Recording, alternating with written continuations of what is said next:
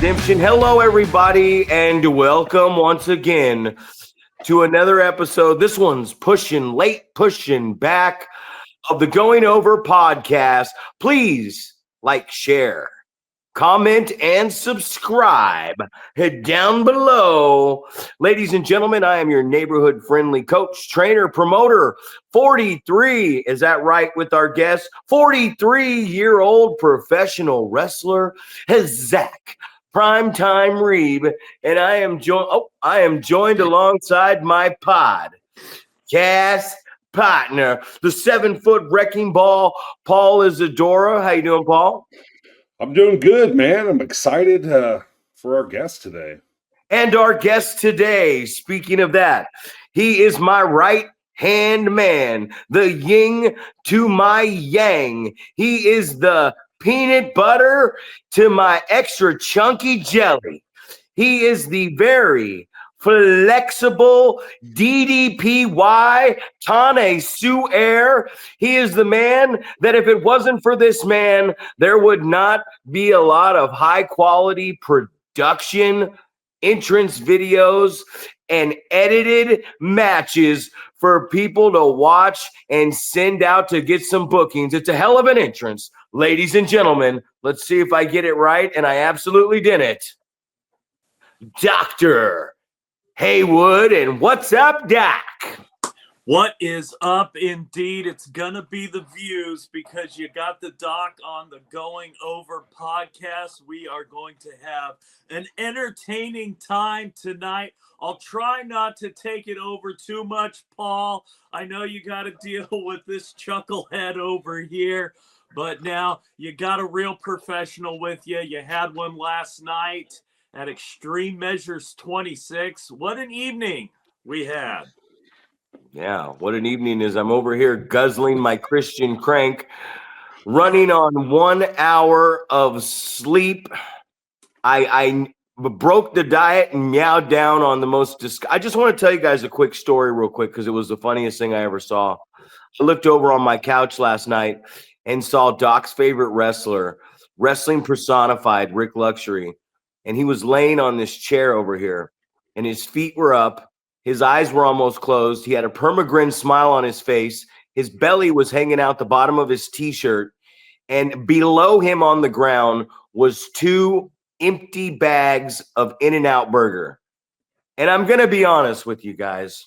When the adrenaline dump happens and we go on these events, and I do want to talk about that today, I never saw somebody who looked so happy in my entire life.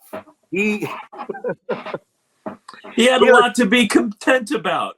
Uh-huh. It was well-deserved rest, and boy, howdy, is In-N-Out good. I went to In-N-Out with the dudes last night after the show, had 2 double-doubles, no bread, no lettuce, no tomato, had them Flying Dutchman style. That's good stuff, man. That brings me up to something I wanted to talk about. We're coming off a weird event. We're coming off an event that did well financially. We're coming off an event that had a lot of fans. And we are coming, today we had new students to a big surprise. It was a great day of class. Even O.C. Hayes showed up to class, which I want to give a shout out to him. It was good to have him there.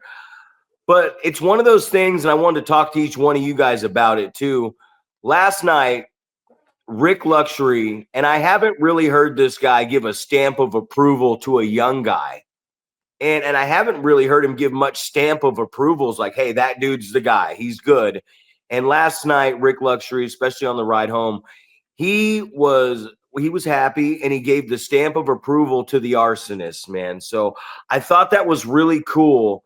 That's what we talk about on here a lot is the veteran wrestlers, the coaches getting in the ring with the younger wrestlers and just boom, listening, getting them to the next level. And that happened last night. First off, before I get to you, Paul, because I want you to tell me about a moment in your career where you gave somebody the stamp of approval. But I just want to ask Doc on that because I know you said you ate dinner last night with the adult dudes and arsonist. What was the vibe coming off of that? Very good vibe with the dudes and with the arsonist. both those guys had really good matches, so they were in high spirits considering everything. There were the issues last night, but Arsonist was in a great mood. I was happy for him because I was looking forward to that match with him and Rick Luxury. And like I told him, and I'm sure folks know, you go with a veteran like Rick, it's an easy match for you if you're a young guy. And Arsonist had told me, I just want to work with someone where I don't have to be the lead, where I can sit and listen and just do what I'm told. And he did last night. And the proof is in the pudding with the match. They had a great match, possibly match of the night from what I was hearing from the guys. Mr. Absolutely. Paul. Yeah, and I was going to say that I would definitely agree with that. That was the one guy that came up to me after the show and said, "Hey, what'd you think about my match?" And normally, the things that stand out to me is something that somebody fucked up, right? And I said, "Man, I'd have to watch it back because I don't remember a whole lot about it because I just watched 3 hours of wrestling." But the comment that he made to me was when I said, "Well, what did you think of it?" He said, "I think it was my best match ever." He said, "I feel like everything went smooth. I was in there with a real pro. It was easy. It was an easy night." So I think that that's one of those things where, and I've definitely put Rick in those situations with younger guys because it's like, who's going to work with this guy and get the absolute best out of him? And I think, I don't know if you would say Rick is underrated because I feel like everybody is well aware of how skilled he is and the things that he can do with younger guys and, help carry a match. And we talked about this on a few episodes ago, or maybe it was last episode, how I like to partner guys together based off of if this match starts going to shit, who's going to be able to pull it back together, And I think Rick is always that guy. And I would put Choopy in that category too. Like I feel like, a lot of really good matches and a lot of guys that are younger guys in there, he can kind of, push them to have their best match as well. So, but yeah, that was the thing that stood out to me was, we talk all the time. We need people to come up to us and realistically want our feedback and ask for it, right? Not because it's the right thing to do, because they're really interested and they want to get better. Well, it's crazy. It's crazy to me that here we are the next day, and we got the two commentators that were at the table watching the show.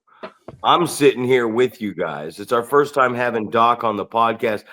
Doc, I know you were talking to me earlier before we got on here. You're making a highlight reel. I believe you said a highlight reel for the news down there to recap the show. What does a week of working your ass off for Zack Reeb, slave labor for Zack Reeb? Give us a little example of a week of primetime slave labor for us, the young guys out there in future production connoisseurs again of independent pro wrestling. Yeah, absolutely. Usually I take Sundays off, but because Sergio had requested the highlight reel for the news, I've been working today. So the first thing I do is upload the footage from the memory cards to my hard drive so I can work with it. And that usually takes a couple hours just to get all the footage uploaded. Then Monday, usually I like to do a rough cut of 3 matches for Limelight. So, or whatever the episode has. If it's 2, we'll do 2, but sometimes it's 3. I'll do the rough cut. I'll just watch through them. That's usually takes about the length of the matches. So about an hour to watch through them, kind of cut them up all real nice, based on the action and the movement, kind of just my first impression of where things should go. Then I kind of look at the stock footage, think about what we've got to put into the episode, and then dive back in, hit the final cut for these matches where I go in frame by frame and see where's the best part to make a cut. Go to camera 1, go to camera 2, go to the hard cam. Where's the best angle? Where's the best image? Where's the best picture? I'll take a little extra time sometimes because, hey, I want to get some screenshots for social media and for the website so that we can put up, have some stuff to share, some action stuff, possibly so that Buck in the future can start maybe using some action shots in some of these wrestling posters instead of just the promo photos. Get a little more creative with what we have.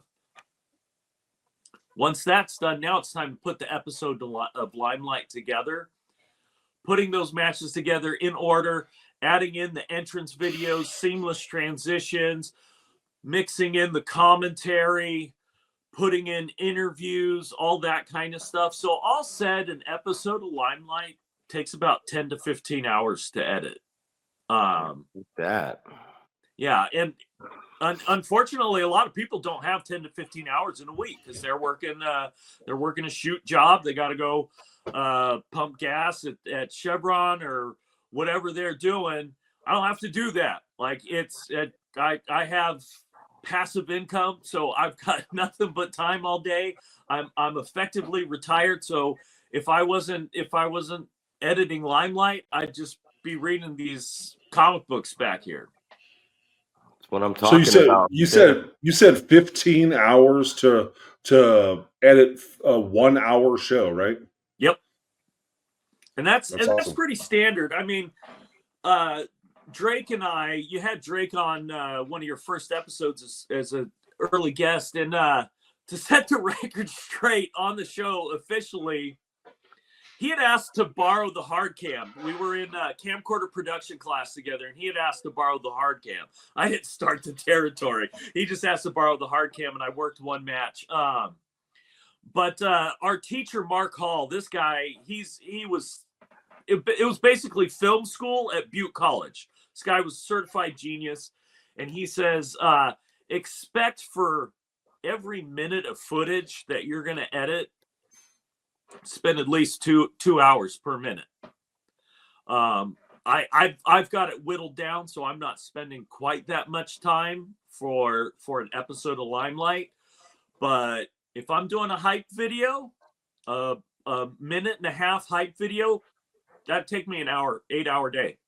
The best friend can be your worst enemy that we did for your match with Anthony Marcus. That was a full 8-hour day. And maybe then some to get that together. It was about a 2-minute video. Yeah, and you didn't have to use. I'm glad you cleared that up from a previous episode early on about the hard cam issue with Drake Nelson. Yeah, gotta have everything accurate. I almost forgot about that, and then I was like, "This motherfucker's not going to forget about it." And then we get him on the show, and he's like, "I just want to clear the air here with that cocksucker Zack Reeb over there. I did not start the territory. They did not borrow my cameras. It was a hard cam. This jerk over here with his loud mouth." Yeah, that's a lot though. Like, I don't think I understand, Paul. I understand what is going on with this stuff because I've sat there with Doc and done this. And I came up there one time and I had this crazy idea. I was like, man, we're going to do 3 videos, 3 build-up videos today. I think we even took Sin up there with us. And I got up there and we are 5 hours into this first video and we're like 30 seconds into the video. And I'm sitting over here stir crazy, just going absolutely crazy.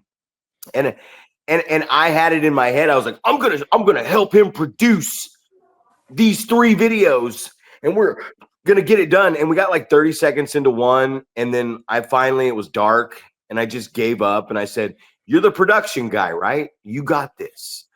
And that's trust though, because I remember this video that he was making right here. I drove all the way to Chico because I've been going there a lot lately. And I stopped in because now Doc doesn't live in bumfucked Egypt. So I went to Chico and I went to Doc's house and we started scanning through the videos.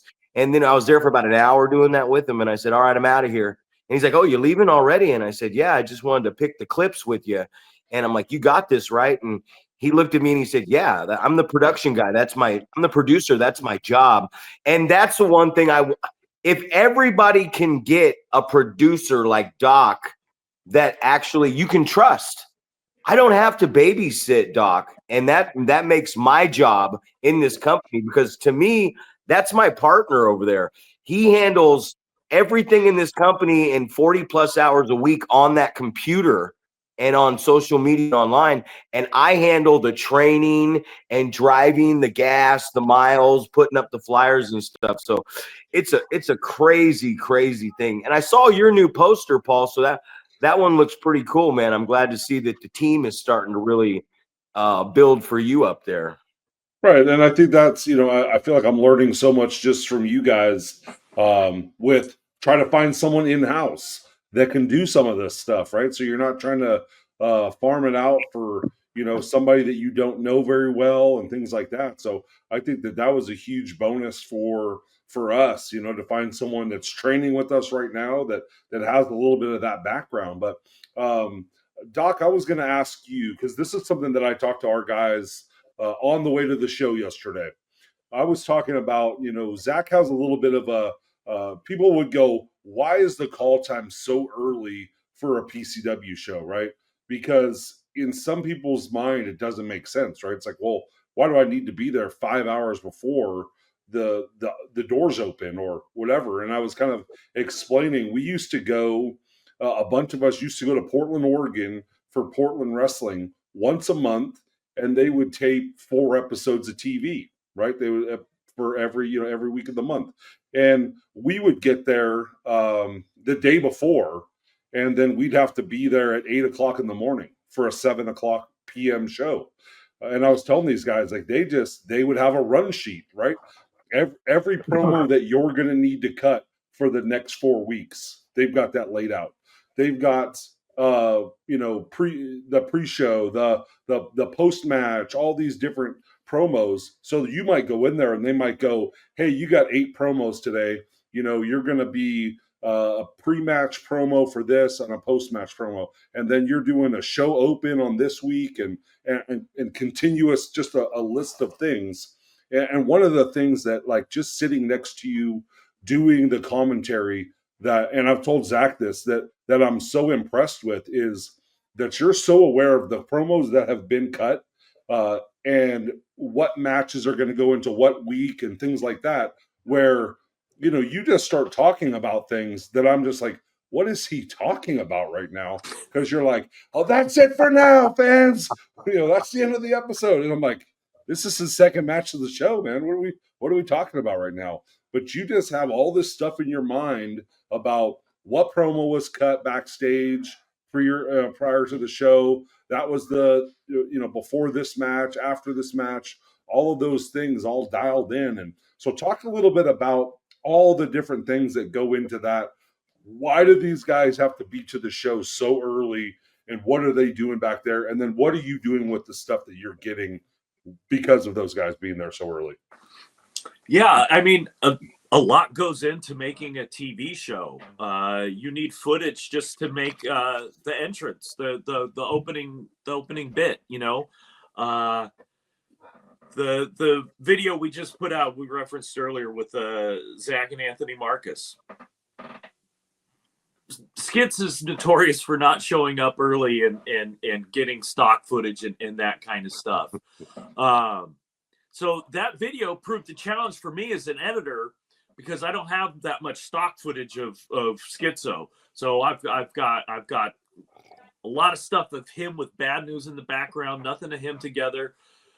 You show up and you get that footage, man, I can make amazing stuff. If you work with our camera guys, Brandon Johnson, like the Unwanted and Zack, you guys got together and, hey, let's do some weird stuff with the Unwanted, and now we've got this great entrance video for them that's very different than what everyone does.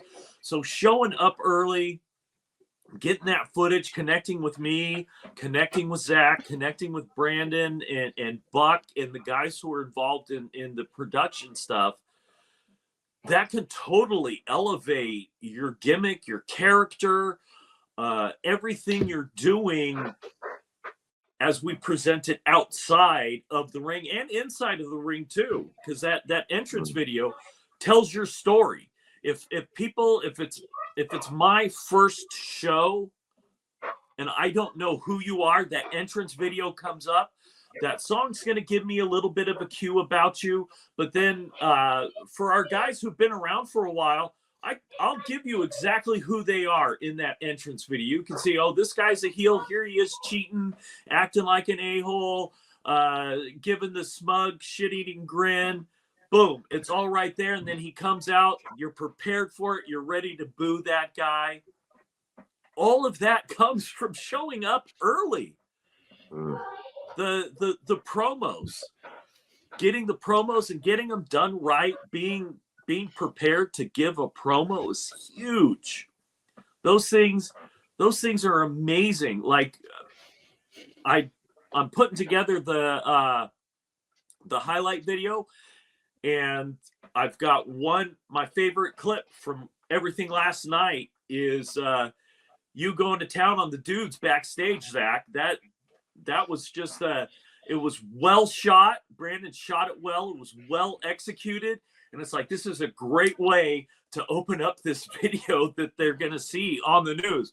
Boom, super kick, boom, super kick, boom, super kick. And then we go right into the matches. That grabs your attention. That's good stuff. All of that stuff adds to what's going on in the ring. Yeah, you can go out and you can have a great match. Yeah, that's going to be a good steak, but let's put some blue cheese crumbles on that with a good promo and maybe some mashed potatoes on the side with a great entrance as you're coming out. You've practiced your entrance since you were in kindergarten. Hopefully, some guys, I guess we have to tell them, hey, go practice your entrance. That goes back to showing your ass.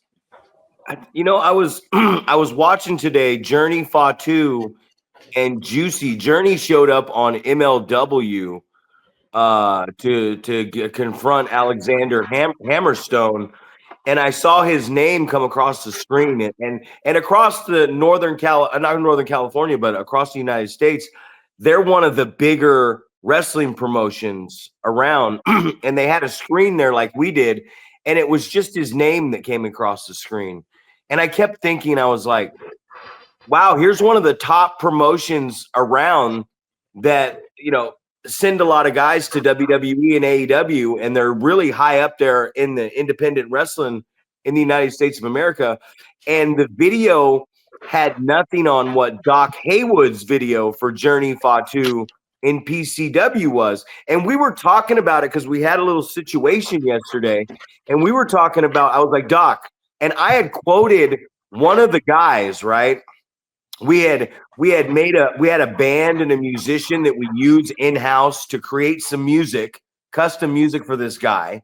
And Doc created his video. And it's like, it's not only the fact that Doc's putting in his labor hours as part of the company, all those hours. And it's not just the fact that Doc's doing this work for you, which would cost you a lot of money if you went to try to do it on your own. It's everything that goes into this production. So a video that Doc gets, and he can confirm this, Paul, this is the crazy thing. I broke it down yesterday. So we pay a photographer, and we pay the guys one of the photographers, they do the camera work and everything. So they're filming all this stuff. We have two different producers in Doc and Buck. So to get a booking on our show and film all that pre-stuff that you were talking about for 5 hours, now we have to go and we have to put you on the actual fucking show, and we have to, whatever time you have on our slotted, if it's 3 hours and you get 20 minutes, you're getting 20 minutes of that time in that building that's paid for and the insurance and all this stuff. So all the things that go into being there 4 to 5 hours early, and then all the things that go in when these guys go home and they're not even thinking about PCW or what's going on, that's when the real work begins afterwards. And I just can't say enough about the production crew, because it's like, man, this show's over. Guess what I got to do? I got to fucking go home and get a couple hours of sleep, wake up on Sunday, go train, and then unload the ring. And luckily the guys and the students, I got them to help me do that. But Doc and Buck and these guys, Brandon Johnson, when the show's over, they're not unloading the ring. They're not at training. They're doing all this extra shit with everything that we did for 4 or 5 hours. It's nuts, man. And Absolutely. So, Doc, you had mentioned something about the stuff that they recorded with the Unwanted, and it slung me back to this thing that we were doing when it was the Reno Scum, and I feel like it was Drake Nelson, and I think maybe Adam or Drake might have mentioned it while we were on one of the episodes, but. And Zach, you had kind of mentioned that Drake kind of had this weird mind, like, "Hey, we're going to take this footage," and you're like, "But why? Why would we do that?" It's like, trust me, I'm going to take this footage. I'm going to do it this way. Just had a outside the box way of thinking, and I just remember us like sitting on stairs and just walking down the street, and him just kind of producing these little segments, right? And it's like 20 seconds here, 45 seconds here, whatever. And I'm like, dude, what the fuck are we doing? Why are we walking around the streets of San Francisco? And then he'd find something that looked unique, spray paint and stuff like that. He's like, here, this is the spot right here. And I was like, for what? What are we doing? And he's like, just wait, you'll see. And then I remember this video that came out, and I was just like, fuck, dude. So he took all that little stuff and he put it all together and made this badass entrance video that basically showed like, this is who this group is, So that was, it just popped in my mind. But go ahead, Doc. I don't know what you're about to say right there. Yeah, well, tell him, Doc. Tell him I'm sorry to cut you off about that, and keep that thought. But with that question he just asked, tell him the communication and the progress, because tomorrow we got our first production meeting in the morning to go over some stuff. And I don't know if those guys even realize that's going on at 8 or 9 in the morning on one of them Zoom calls. But break it down to Paul when he's talking about those videos. Break it down like, how do we communicate before these shows and talk to each other to piece all this stuff together? Communication is like the most important thing, and the more detailed and just hammered out, the better. Like I honestly, I would prefer to, like, okay, if we're gonna sit down, let's sit down and we'll have a little discussion, a little meeting, me, Zack, and maybe the talent, and okay, what do we want to do with this video, with this vignette? And ideally, the next step is we would sit down and storyboard it. I'd take a pencil and I'd sketch things out so I would know what we're going to shoot and plan to shoot it. But also, sometimes we work best flying by the seat of our pants. I'm very much a guerrilla filmmaker. That's kind of what I did when I was working with young people. It was like, okay, we got a camcorder, let's go and do something stupid. So that can work too. You can it's like a wrestling match almost. You can sit down and you can detail absolutely everything down to the absolute letter and come out with just an absolute stinker and just have maybe a general idea of what you want to do and come up with something great. Like my favorite commercial is the Roundup Pizza commercial that we did.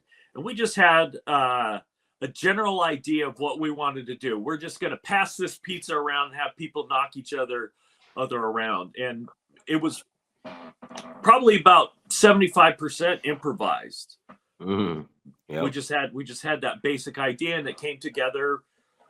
You shoot to edit, so shoot more than you need, and then hopefully you've got a good editor who can put stuff together with good pacing in mind. Okay, here's the punchline. Let's get to there. Let's get to there. So that can all go into it. Sometimes I have to wear director, writer, producer, editor hat. Sometimes I can just be the editor where,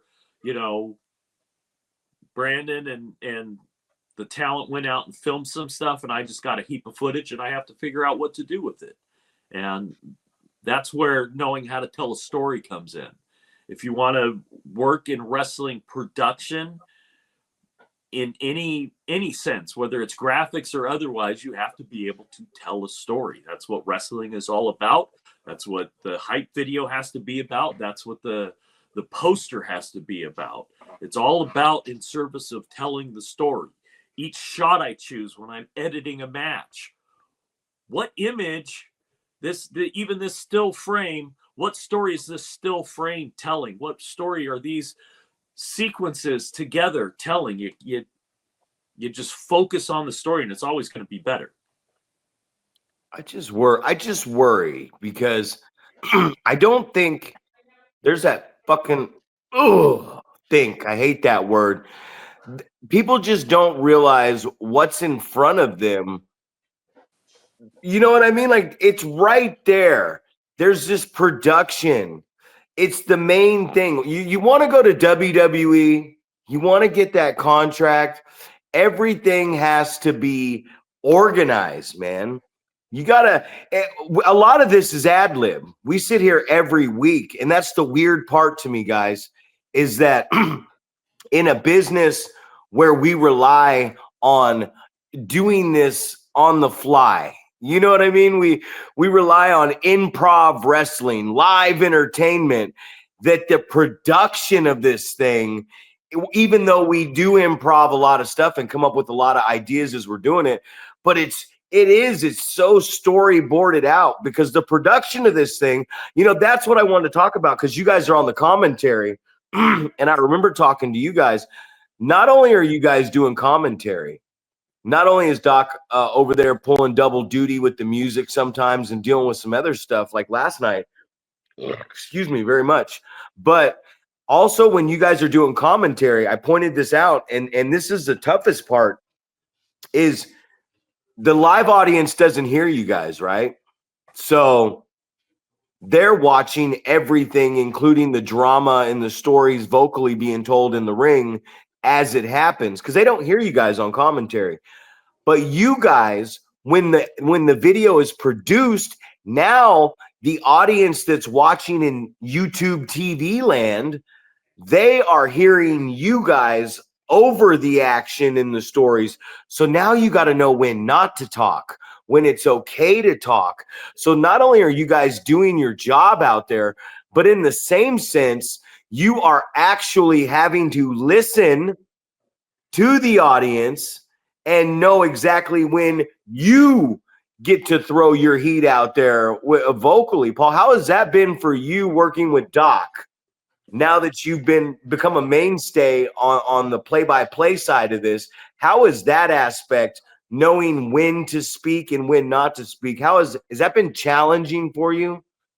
Oh, absolutely. So I guess I came into this thinking I've been around wrestling for so long, it's going to be a piece of cake, right? And I remember calling you right after the first episode or the first show we did, and I said, dude, I fucking stunk to join up. And he's like, I'm sure you did fine, right? You did fine. And I said that to Doc as I'm leaving. I'm like, dude, sorry, man. I feel like I did a shitty job. He's like, you did fine, right? So, but I think it's those things, right? When we were in Red Bluff, you're like, hey, you're like tapping me on the leg. Don't talk right now. The announcer's talking, right? So I'm like, oh fuck, dude, I'm spacing out. I'm not even paying attention to what's going on. I'm just trying to say what I'm saying, not realizing the bigger picture, right? The fans are going to be listening on the production to the announcer also. So I shouldn't be fucking talking. Shut your mouth at this point. But I feel like the dynamic is getting better because he knows what I'm going to say. I know what he's going to say. He's setting me up to, say my stuff, and I try to do the same for him.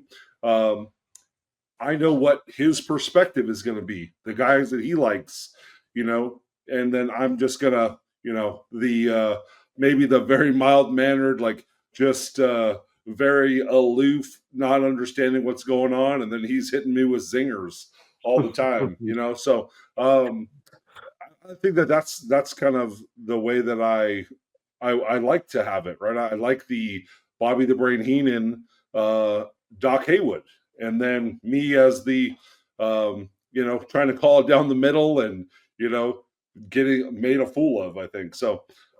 It's fun for me, and then obviously I like to put my stuff in there where it's the stuff that I would say on a match critique, right? You didn't cover the guy, you didn't hook the leg, all these different things, working the wrong body part, the wrong direction. A very odd right-handed suplex right there. Things that I would say that fans have no idea what's going on. But if you're a worker and you're watching and listening to it, you go, oh, fuck. I know exactly what he's talking about right there. That didn't look very good, and this is why. I feel like you have to have your decoder ring on to find out what's going on if you want to know what I'm really saying. So, but I don't know. It's like obviously the insider lingo that we know what's going on, but the layman has no clue what's going on. It just sounds like a regular conversation. Yeah, commentary was like I love doing commentary. I'll do it at baseball games. Lady Heywood and I were at Little Heywood's in juniors baseball, and he had a game up in Paradise. It was pretty cold, so we were sitting in the car and parked like right behind home plate so we could watch the whole game. And I'm doing commentary on a juniors baseball game in the car, full Dr. Heywood. So it was pretty brutal on the baseball game. But that's just how I am. I even when I'm watching wrestling, when I was a fan of PCW, I would go to the shows and just do commentary from my seat, whoever I'm sitting next to, even if it's my kids or my phone.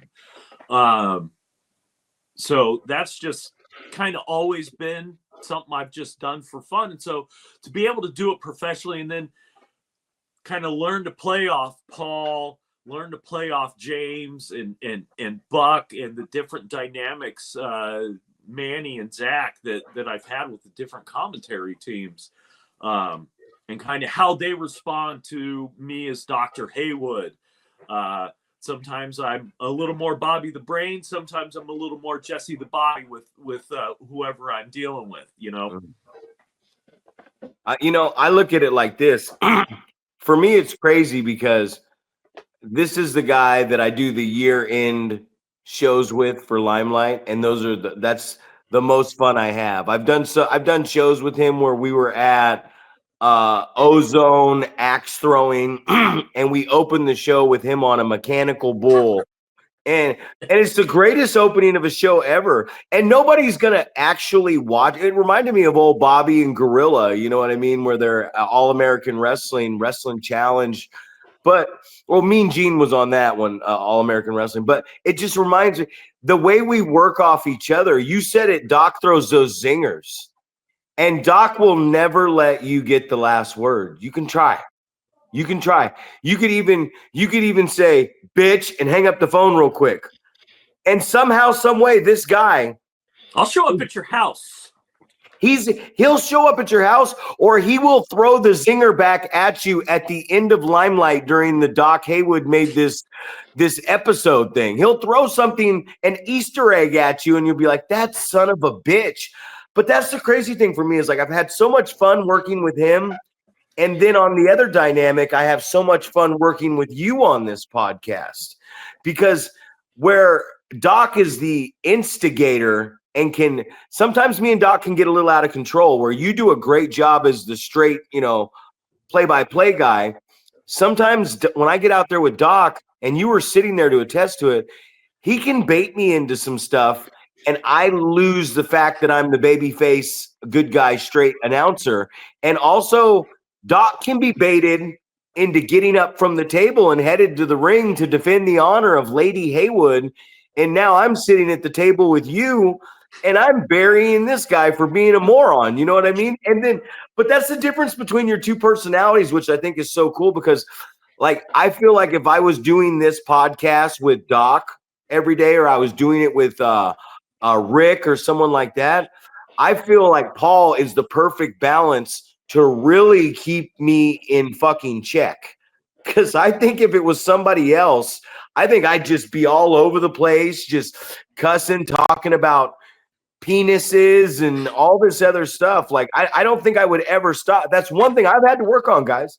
I've really had to work on keeping primetime cock talk down to a very small minimum. But it's just great, and I think everybody needs that in the business. That's why I was asking, like, for you guys having you on the same show. I'm just kind of I just kind of am sitting back, like, is there some great moments that you guys are having at the table when there's nothing going on? I think some of the best moments happen before the show when we do the sound check. Sometimes I hit record, sometimes I don't, but we mentioned the fans, we mentioned some wrestlers, we mentioned just stuff we're seeing, even stuff that's going on in the world. And honestly, I could probably release some of that stuff and make a mint as a comedy album of just Doc and friends before the show just talking smack on commentary. That's the fun stuff. That's the real gold right there. Well, I think a perfect example is when we were in Red Bluff. That was right as the fans are coming in, and we're trying to determine where they're from, what they had for lunch, what they're going to eat at the snack bar. All these different things. Who's dating who? Is that a man or a woman? All the different conversations that were going on. I think that one's recorded. So you got to hear that back. I'll have to dig in the archives. Well, one thing that really gets me is just the fact of all this. When you see this, Paul, you're running the promotion. There's so much being learned. Is that even the word I can use? Learned or learnt? Which one is the correct? Learnt. There's so much being learnt right now. But wait, is that the word or is it learned? Learned. So learnt's not a word? No. So do I heat up my hot pocket, or can I say I het up my hot pocket? Oh, you're trying to get into the semantics of the English language, and that's a whole George Carlin piece and Gallagher. You're gonna learn today, Doc. You're gonna learn today. Well, that's the beauty of this. Is like I learned so much from Doc, and I teach Doc a lot of stuff, and I learn from Paul, and Paul learns from me, and I'm pretty sure you guys learn. There's so much. What I love about the group that we have is that we're not like, everybody always talks about working together and creating something bigger, and they're not interested in working together. We talk about it. There's the egos. You throw some narcissists in with an ego. Oh, we got a fucking problem here. But I just really think it's cool that we all are working all this stuff together and bouncing all these ideas off. And I'm watching the wrestling community move away from over there, but I'm watching it expand from Yuba City to Reading, and now it's the family's starting to peg into Reno and Sparks and Winnemucca, and it's just this really cool turn that a lot of people try to avoid heading up towards Chico to Reading, and they try to avoid heading to Reno because it's on this side of the big cities and away from where a lot of stuff is really going on, a cluster of wrestling going on in Northern California, guys.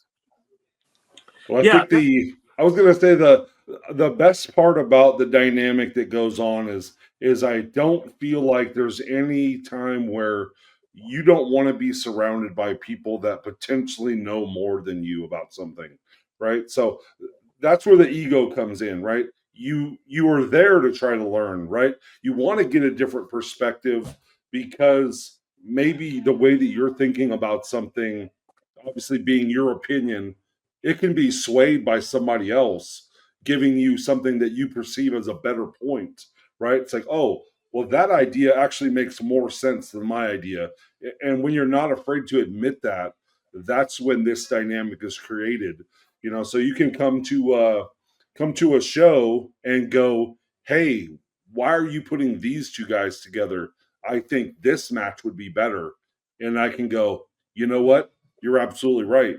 Or vice versa. Like, why did you do this in your match? I thought that was one of the best things between me and Adam Thornstowe. It was always even though I was he was senior to me in the business. There was always a part of him that was willing to go, you're right. I should have done that different. You know, like I remember distinctly the throwing the super kick that's going to get caught. And I said, why would you throw a super kick and someone catches it around their belt line? When you know you throw a super kick at a guy's face, have the guy catch it up here, right? The guy's going to catch it, have him catch it up here. Throw it like you're going to hit it, you know? And he's like, absolutely, dude, you're totally right. And I remember Vinny Massaro saying the same thing to Frost. You know, hey, you're throwing a lariat, but why don't you throw it the same way every time? That way, nobody knows if you're going to miss it or if you're going to hit it. You know, the guy has to move out of the way, unless he, you know, otherwise he's going to get hit in the face with it. So, and I always like that dynamic, and I feel like I've always been that willing to take criticism and looking at it from a constructive criticism versus this guy's just talking shit, or this guy doesn't like me, or fuck this guy, you know, for talking bad about me or whatever. So I think that's kind of why the dynamic is the way that it is, because of the lack of egos in some of us, of course. I try to approach everything that, you know, the only thing I know is I know nothing. I'm not gonna, you know, especially with pro wrestling. You know, a fan for a long time, but only been in the business 5 years. There's still so much that I have to learn about pro wrestling, and I'm not a young guy. I'm not trying to get Tony Khan or Triple H to call me up on the phone and have me do commentary, although I think Tony could use me. Triple H probably too. But that's not my goal. My goal is to make sure that there's pro wrestling in Northern California. I love Chico. I love the Chico area. I love where I live. And, you know, WWE doesn't come to Chico. They came once back in the 80s. I wanted to go. I was grounded. Didn't get to go. The Undertaker hit on my sister. If I would have been there, maybe whole history changed, but no. And when I went to Arco Arena 2019, Hell in a Cell. Oh, yeah. I paid bucks for me, Little Heywood, and Diet Dr. Heywood, my daughter, to sit in second row. We paid a lot of money. Did you say Diet Dr. Heywood? Diet Dr. Heywood, my daughter. Keep going. Sorry. So anyway, we're there in the second row, and by the end of the show, the whole crowd is chanting, "We want our money back! We want our money back!" And I had just been to Off the Chain in 2018. Propane Sin and Shoop had their famous throwdown. And I was like, God, I sat in the front row, had a fluorescent light bulb shattered in my face. Afterwards, I got to shake everyone's hand. I got to yell at the guys, and the guys yelled back at me. What the hell am I doing spending $1,000 on a front row ticket for a WWE show when I'm not going to get to shake any of these guys' hands? Maybe they might hear me, but highly doubtful they're going to hear any of my booing or snarky remarks. I should be investing my money and my time in the local wrestling promotion. So I was like, you know what? I'm going to buy a front row ticket to PCW, and just that's how I'm going to support it. And then Zack puts on Facebook, 2 weeks sober and looking for people to train. And I decided I'm going to rib him. Me at 45 years old taking bumps. That sounds like a good idea. Now we got other stuff you can do. I came in with no expectations. I was originally going to be a referee. You know, I just wanted to give what I could to the wrestling business, especially at PCW. I saw at the first show back at that Gridley show, everyone had a little bit of ring rust. They were moving all kind of crappy. I'm just back from the DDPY retreat feeling flexible as all F. And I'm like, oh man, at the very least, I can get these old crotchety bastards stretched out. Poor Zack detoxing, moving like an old man. Jesus. Hey, you know, you said something right there. So like last night was a weird night for PCW for such a big show. It's like our WrestleMania. And like I said, finance was there, the audience was there. There was some good stuff, but everything seemed a little off, and the way things ran, and it just didn't feel like it was one of our better events that we put on. And sometimes you lose some, man, you got to come back. But you said it right there. You were talking about that. I believe you said Elimination Chamber. It was Hell in a Cell 2019. Hell in a Cell. And I remember like for 10 years going, man, WWE sucks. This is crap product right now. And then it gets good and we're like, yay, WWE's good again. I think back to like so many WrestleManias that I've been disappointed at. And this is the pinnacle of pro wrestling, right? This is Wrestle fucking Mania. And I remember just sitting there bagging on it going, man, this sucks. And it's like, you're going to have some down times. You're going to have some down nights. And that was one of the things that we were talking about last night. And I think in this recovery and moving forward in my life is like, I used to think it was the end of the world, right? I used to think, oh, fuck, this didn't go perfect. We're done. I'm going to quit. I'm done with this. Screw everybody else. And now it doesn't seem like such a big deal anymore. Like emotionally after something, like I felt like I had a stinker last night on a big stage, which is something I thrive for. And emotionally after it, I felt like, oh, fuck, it's the end of the world for me, kind of. But then I just kind of, it wasn't. You know what I mean? Like I got up today, there was new students. I breathed new life. We're doing this podcast right now. Buck's down there just getting busy on the sponsors and the promotion in Red Bluff. It's like we're moving along. We're moving forward. That was yesterday. That one's over. So is there any times, and we will start with you, Paul, over here and work our way over as we get closer to this 1 hour that's just zoomed on, boy. Is there any times in wrestling, like for WrestleMania or something like Doc was just talking about, the Hell in a Cell, where you just looked at the number one Major League Baseball of what we do, the pinnacle of it, and you went, man, this shit sucks. I'm done. You know? Well, I think for me it was maybe, I don't know, I feel like it was from my college years that I kind of was like, this sucks. And then I think it came back when it was more Attitude Era for me. But I don't know, like in recent times, people were like, oh, talking to me about the current product. And I'm like, yeah, I'm not watching it. I'm not interested. And then now the John Cena, Cody Rhodes thing has kind of got me back, like wanting to watch it. But getting back to your mentality of, thinking you had a stinker and things like that.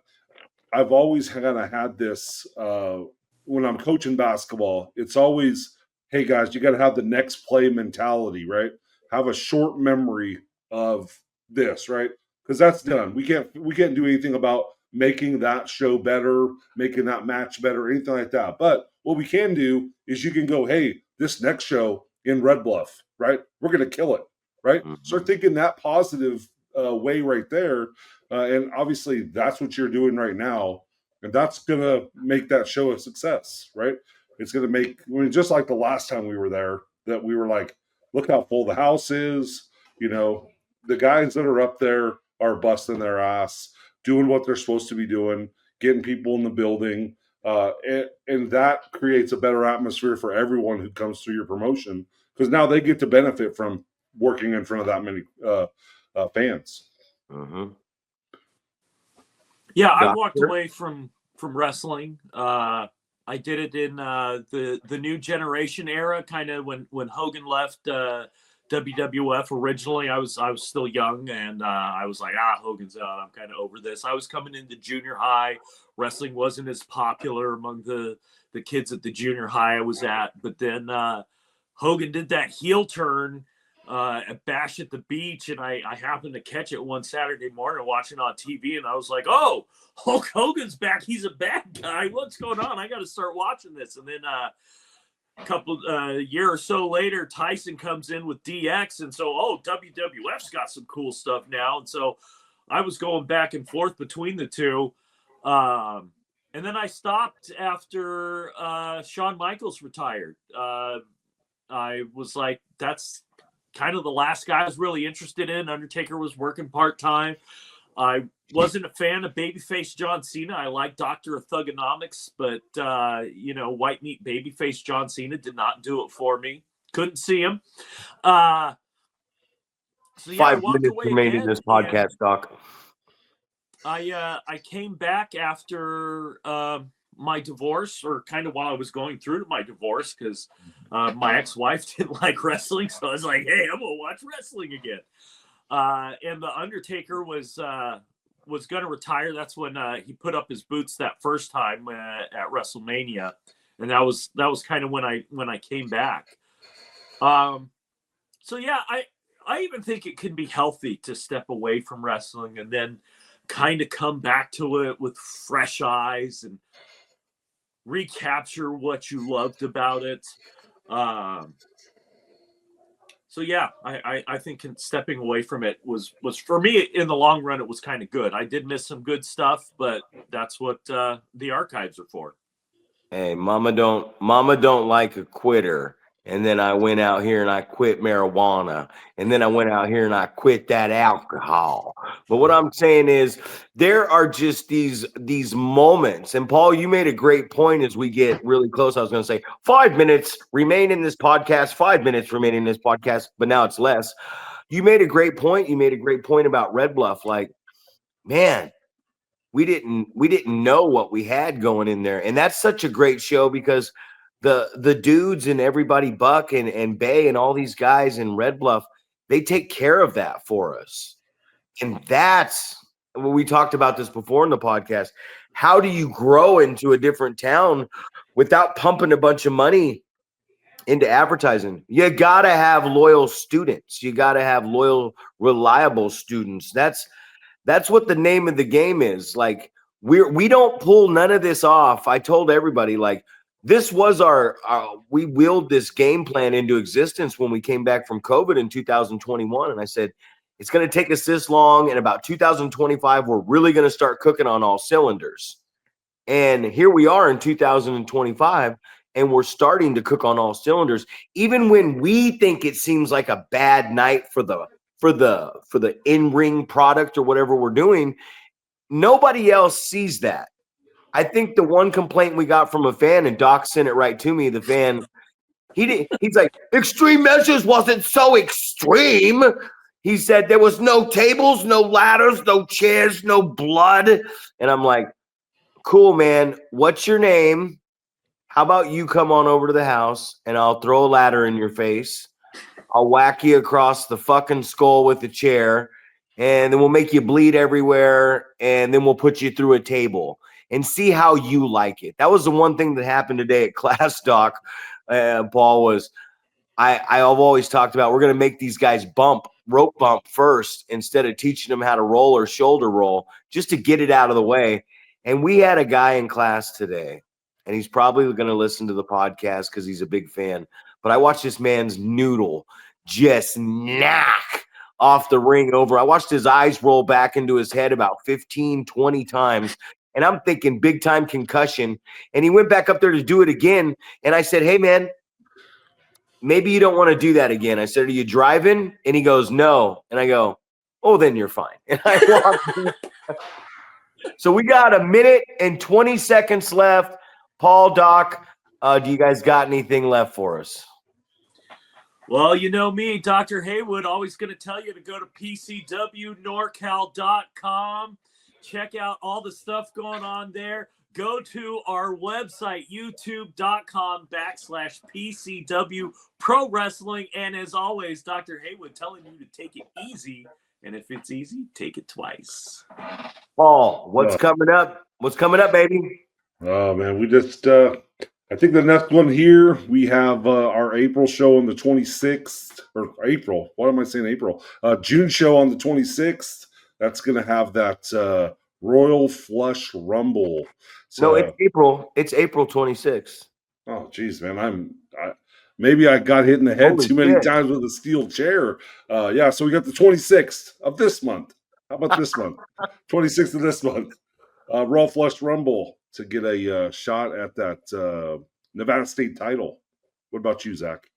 Hey, Doc covers it all for me because that's my right-hand man. For Zack Primetime Reeb and the Wrecking Ball Paul Isadora, and for our guest today, Doc Heywood, we're going over.